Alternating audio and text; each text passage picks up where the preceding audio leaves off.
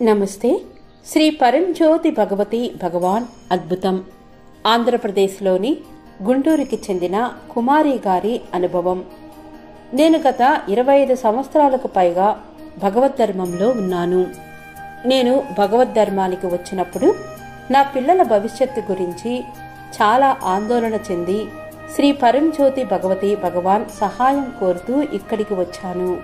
నేను ఈ ధర్మంలోకి వచ్చిన మొదటి రోజు నుండే నాలో ఎదుగుదలను గమనించాను.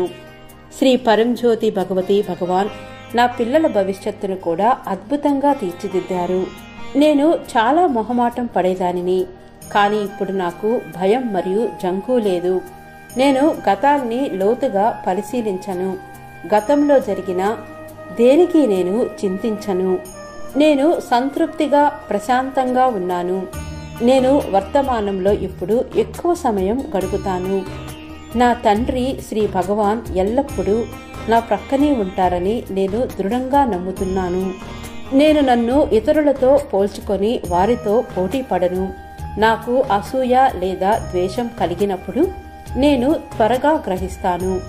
అది తక్షణమే ఆమోదయోగ్యంగా మారుతుంది. ప్రతిభావోద్వేగం తాత్కాలికమైనది, అది త్వరగా పోతుంది.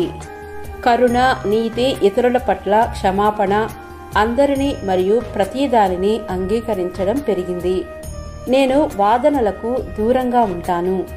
నా జీవితాన్ని మార్చి వారి కృపను నాకు ప్రసాదించినందుకు శ్రీ పరంజ్యోతి భగవతి భగవానుకు నేను కృతజ్ఞురాలిని. ఎల్లప్పుడూ నా ప్రియమైన శ్రీ పరంజ్యోతి భగవతి భగవానుల దివ్య పాద పద్మాల చెంతనే ఉంటాను.